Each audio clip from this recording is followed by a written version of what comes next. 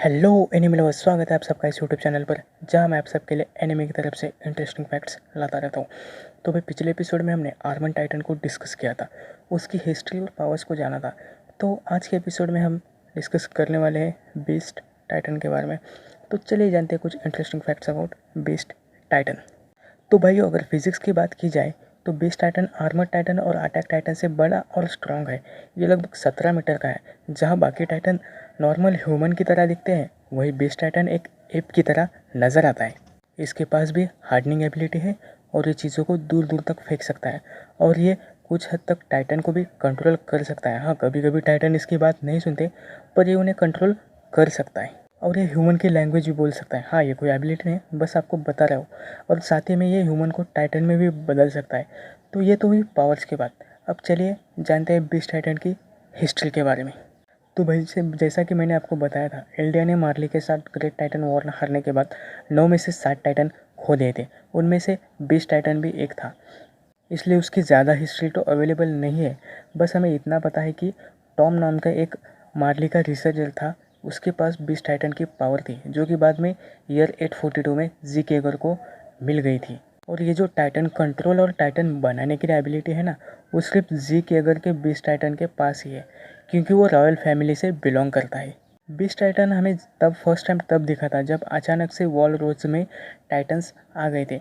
तब मिक ने टाइटन को रोकने के लिए वहाँ पर रुक गए थे, ताकि बाकी स्काउट्स सभी लोगों को इन्फॉर्म कर पाए।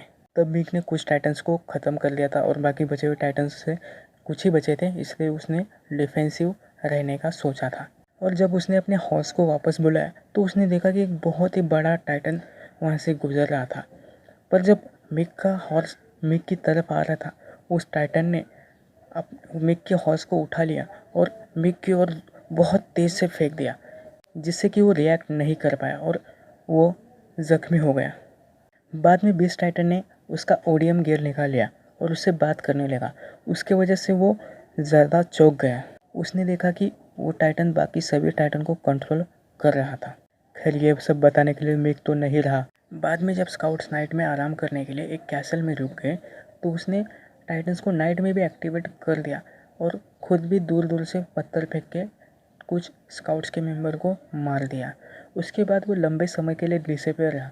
फिर जब स्काउट शिंगाचेना डिस्ट्रिक्ट को वापस सील करने के लिए आने वाले थे, तब राइनर और बेल्टेट ने जिक को समझाया कि हमें सबसे पहले एनी को छुड़ाना चाहिए। पर जब इस बात पर उन दोनों की बहस हुई, तो राइनर ने उससे फाइट की, जिसमें आप साफ तौर से देख सकते हो कि जिक ने किस तरह से राइनर को बुरी तरह से हरा दिया था। हाँ, हालांकि हमने फाइट नहीं देखी, पर उसने उसे हरा दिया था। और फिर राइनर और बेल्टेट को न चाहते हुए भी उसके साथ एग्री होना पड़ा। जब स्काउट्स वहाँ पर आए तो वो पहले से प्लान बनाकर रेडी थे। फिर जब राइनर को ढूंढ लिया गया, तब बीस्ट टाइटन अपने प्योर टाइटन के साथ अचानक से अपीयर हो गया और उन्होंने स्काउट्स को चारों तरफ से घेर लिया। बीस्ट टाइटन का प्लान था कि वो स्काउट्स के हॉर्सेस को ख़त्म कर दे, ताकि स्काउट्स वहाँ पे अटक जाएं।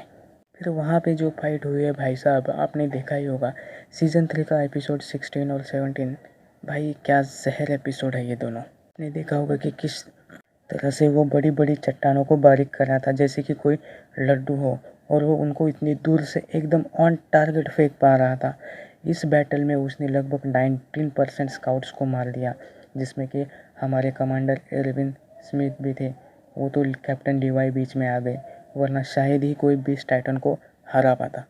कैप्टन डीवाई ने सरप्राइज अटैक करके जो बीस्ट टाइटन को टुकड़ों में बांटा था, भाई साहब क्या जहर तरीके से काटा था।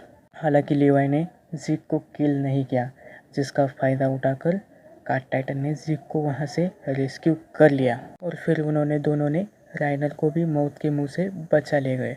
तो भाई, ये था बीस्ट टाइटन। शायद नेक्स्ट सीज़न में हमें इसके कुछ और ऑसम फाइट सीन देखने को मिल जाए।